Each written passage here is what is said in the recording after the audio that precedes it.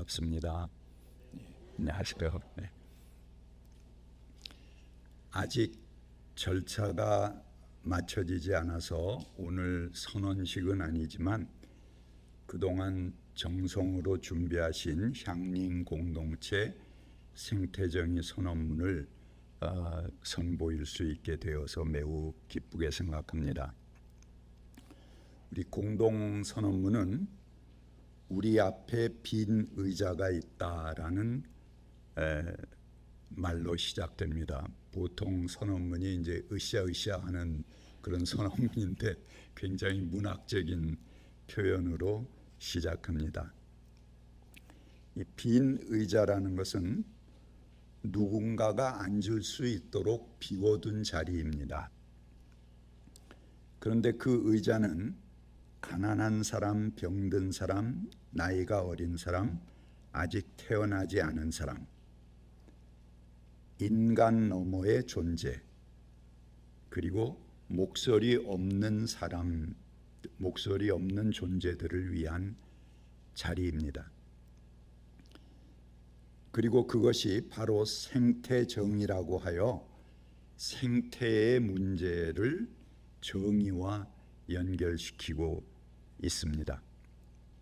아주 의미 있는 선언이고 또 꼭 필요한 내용들이 이 명문으로 짜여져 있습니다.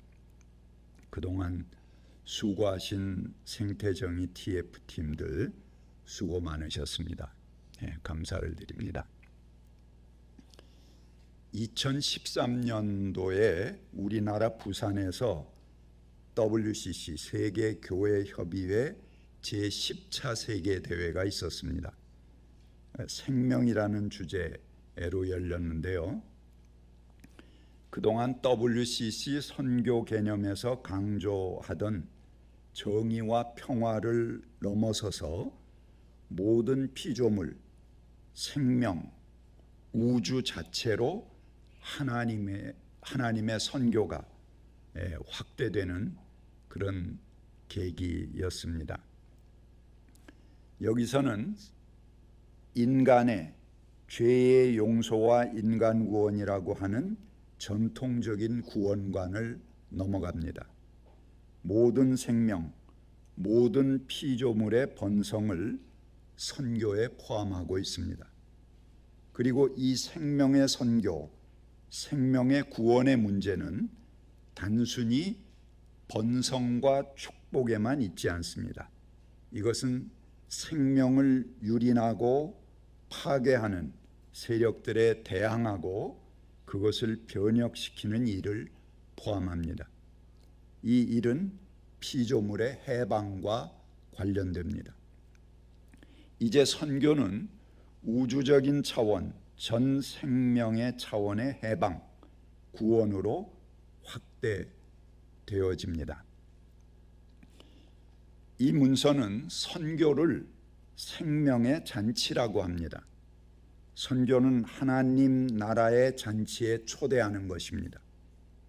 그리고 모든 사람을 생명의 잔치에 초대하는 것입니다.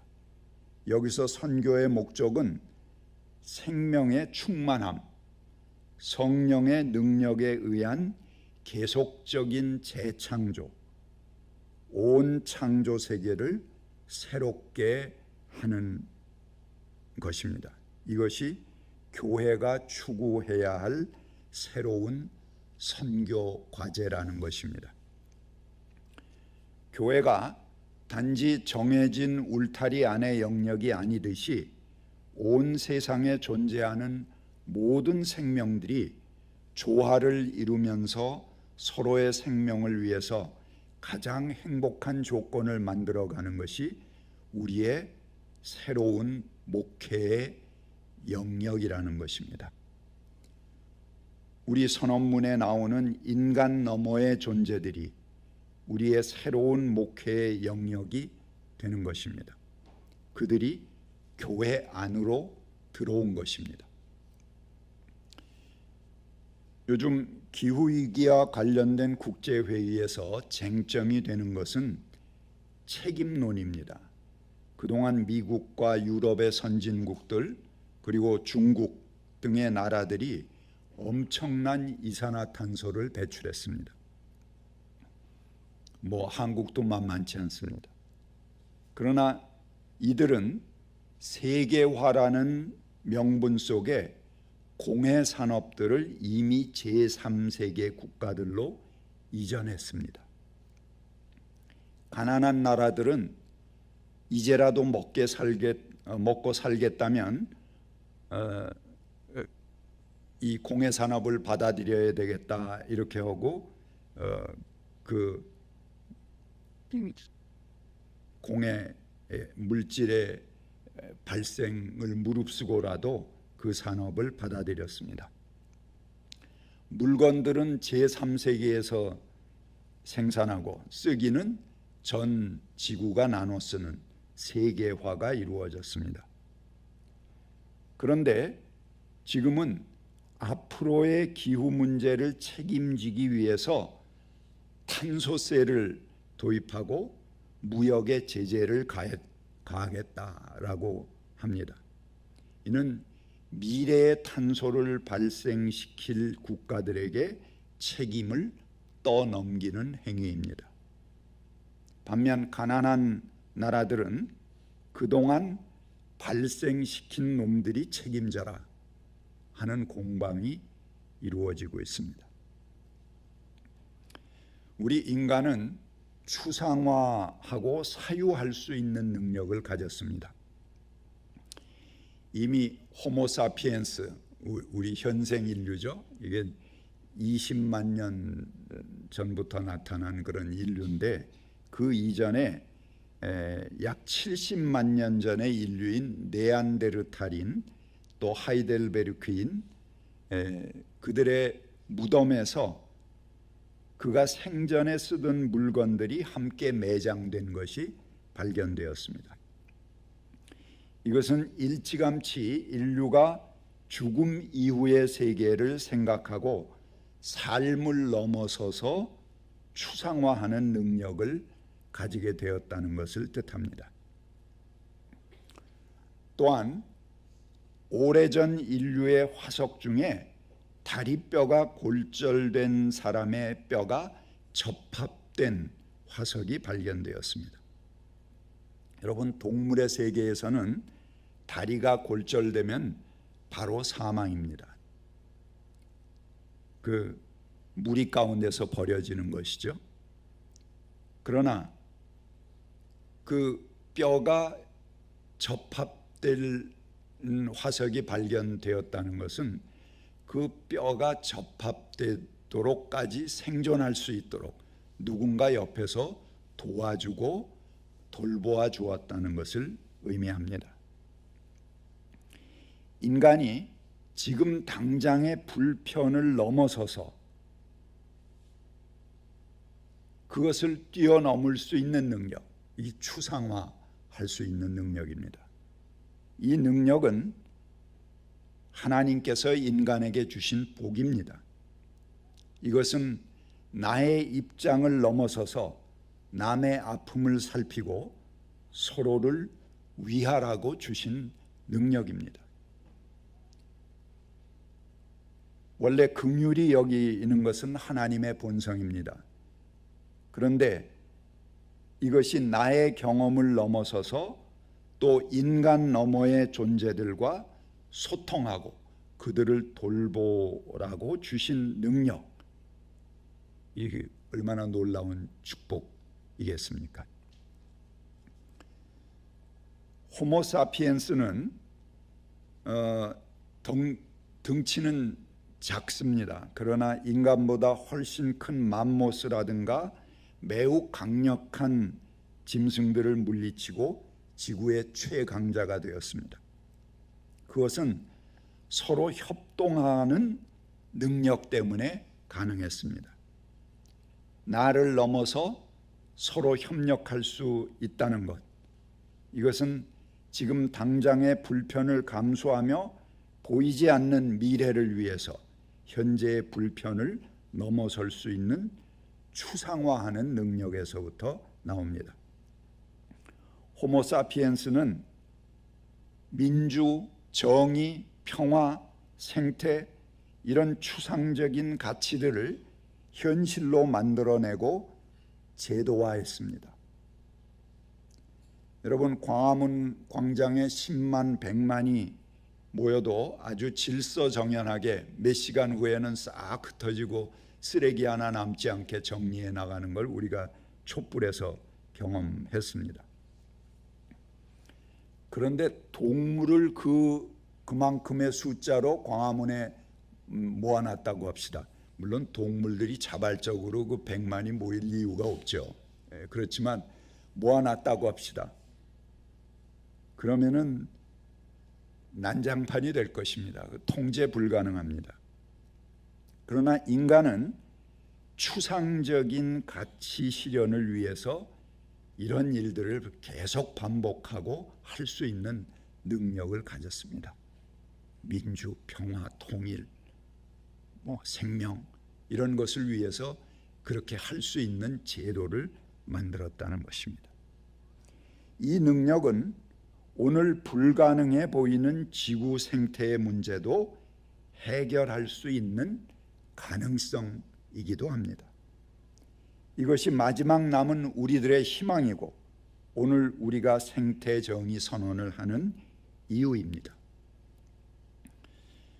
우리는 2, 3년간의 짧은 멈춤, 그 멈춤이 이루어졌던 코로나 기간에 하늘의 별이 얼마나 아름답게 빛나는지, 지구 곳곳의 생명들이 어떻게 되살아나는지를, 그 가능성을 보았습니다. 추악한 자본들은 이미 늦었다며 비관론을 퍼뜨려서 마지막 순간까지도 그들의 탐욕을 멈추지 않으려고 합니다. 하지만 우리는 가능합니다. 아직 늦지 않았습니다. 우리가 하나님께서 창조하셨다라고 고백하는 것에는 몇 가지 의미가 있습니다. 첫 번째, 모든 만물의 출발이 하나님으로부터 온다 하는 것이고요. 두 번째, 그러기 때문에 모든 만물은 동일한 존엄성을 가진다 하는 것입니다. 세 번째, 모든 만물과 우리는 동일하신 아버지로부터 유래한 형제 자매의 관계에 있다라는 뜻이기도 합니다. 오늘 도마복음의 본문은 말합니다. 예수께서 말씀하셨다. 나는 빛이다. 빛은 모든 것들 위에 있다. 나는 모든 것이다. 모든 것은 나에게서 나왔고 모든 것은 나에게까지 이르렀다. 나무를 쪼개라. 내가 거기에 있다. 돌을 들어 올려라. 그러면 너희는 거기 있는 나를 발견할 것이다. 하나님께서 천지를 창조하시고 보시기에 좋았다라고 하셨습니다. 마지막 날에 사람을 만드시고는 보시기에 심히 좋았다라고 말씀하셨습니다. 누가 그 하나님 만드신 작품을 보고 참 잘했다 그렇게 인정하기 전에, 그런 말을 기대하기 전에 이미 하나님 안에 완성이 있습니다. 하나님은 스스로 좋았다고 느끼고 생각하셨습니다. 하나님은 자신 안에 이미 최선을 다하셨고 완성이 있었습니다. 그것이 진짜 완성입니다. 예술가가 작품을 만들어 놓고 다른 사람이 평가하기 전에 먼저 합니다. 됐다 하는 그 완성이 그 안에, 하나님 안에 있었다는 것입니다. 하나님께서 온갖 공을 다 들이신 결과물로 세상이 생겼고 우리들이 생겼습니다. 하나님은 연인처럼 우리를 사랑하십니다. 하나님은 우리와 사랑에 빠지십니다. 우리는 하나님 보시기에 보배롭고 존귀한 사람들입니다. 우리는 하나님의 사랑을 받는 자들입니다. 하나님은 우리를 몹시 그리워하십니다. 로버트 본디는 하나님은 우리에게 흠뻑 빠져 계신다라고 얘기했습니다. 우리가 처음 하나님과 만났던 그 사랑의 기억이 우리가 평생 신앙생활을 하는 원동력입니다.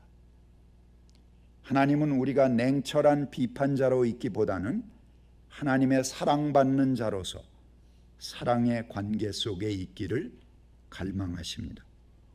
이러한 자각은 우리의 사람됨을 놀라울 만큼 바꾸기도 합니다. 파리 협약은 지구 평균 온도를 산업화 이전 수준보다도 1.5도 이내로 상승하도록 낮추는 것이었습니다. 그런데 IPCC, 기후변화에 대한 정부 간 협의체죠. 그 IPCC 보고서에 의하면 2023년도 11월 달에 이미 1.43도가 증가했다는 것입니다. 그리고 아마도 올해 그 목표치인 1.5도가 넘었을 것입니다. 그 이후에는 상상할 수 없는 재앙이 몰려옵니다. 이에 대응하는 황급한 조치들은 더욱 엄청나고 견딜 수 없는 사회적, 경제적 손실을 가져올 것입니다. IPCC는 2100년도에는 지구 온도가 3도 올라갈 것을 예상하고 있습니다. 여러분, 우리의 평균 체온이 3도 올라가서 40도가 되면은 견딜 수 있습니까? 사망입니다. 우리 밖의 조건이 3도 올라갔는데 이 안에 있는 몸이 어떻게 그 3도를 물리치고 우리의 몸의 온도를 유지한단 말입니까? 그것을 유지하기 위해선 엄청난 에너지가 또 소모될 것입니다. 이미 작년도에 지구 온난화라는 말이 지구 열대화라는 말로 바뀌었습니다. 구스타프 유엔 사무총장은 인류가 마침내 기후 지옥의 문을 열었다고 탄식했습니다. 올해 추석은 제 평생 처음 맞는 추석이었습니다. 휴일이라서 낮에 좀 나가서 산보 좀 해볼까, 그리고 가을에 들녘도 보고 해볼까 하고 차비를 하고 산보하러 나갔다가 어찌나 덥든지 기겁을 해서 집으로 들어왔습니다. 현재 치명적인 폭염에 노출된 사람들은 세계 인구의 3분의 1입니다. 그러나 금세기 말에는 4분의 3에 이를 것이라고 합니다. 혹자는 지구는 항상 기온이 내려가는 기간과 올라가는 기간이 있었다. 그러니 별로 걱정할 거 없다. 앞으로도 그럴 것이다. 라고 얘기하는 사람들도 있습니다. 물론 지구 45억 년의 역사 중에 지구상의 생물들이 거의 멸종 단계에 이르는 위기들도 있었습니다. 그러나 그런 지구의 변화는 수십만 년에 거쳐서 아주 천천히 일어난 현상들이었습니다. 그러나 지금 기후의 변화는 너무 급격하게 이루어지고 있습니다. 지금의 위기 상황은 수만 년도 아니고 수천 년도 아니고 오늘 우리들이 생존해 살아가는 시간 동안에 일어날 위기들이라는 것입니다. 그것이 비록 수만 년에 걸쳐서 천천히 일어났다 하더라도 그 당시 지구에 살아가던 생명체들은 멸종했습니다. 그리고 다른 생명체들이 지구의 주인으로 바뀌었습니다. 오늘 향린 공동체의 생태정의 선언은 매우 구체적인 실천의 방향들을 제시하고 있습니다. 그러나 각자가 실천해야 하는 몫은 남겨두었습니다. 각 교회에서 논의를 통해서 채워가야 할 부분입니다. 교회에서 할 수 있는 실천을 여러 가지로 생각할 수 있겠습니다. 육식을 억제하고 채식을 늘려가는 방법, 우리의 차량을 전기차로 바꾸는 방법, 일회용 제품을 쓰지 않는 것, 내가 생태 위기에 반하는 행동을 했을 때 자발적인 탄소 헌금을 해서 그것이 기후 위기 극복을 위해 활용되도록 하는 것, 생태 운동을 하는 단체 등을 후원하는 것, 생태 문제로 소송할 수 있는 기금을 마련하고, 그리고 우리가 기후에 반하는 행동들에 소송하는 것, 선거에 나오는 후보들에게 생태 공약을 유도하고 감시하는 활동, 여러 가지를 생각할 수 있겠습니다. 이것을 계기로 각 교회에서 활발한 논의와 실천들이 구체적으로 이어지기를 바랍니다. 모든 피조물이 함께 연대해 있다는 것을 깨닫고 서로를 위해 상생하는 존재가 될 때 우리는 찬양이 가능합니다. 오늘 성가대가 아주 멋진 찬양을 해주셨습니다. 거기서도 이 찬양하라 하는 그런 부분이 아주 제 가슴에 쏙 닿았습니다. 그런데 찬양은 어떤 때 가능합니까? 하나님께서 이 닷새 동안 천지를 창조하시고 여섯째 날에 맨 마지막에 인간을 창조하셨습니다.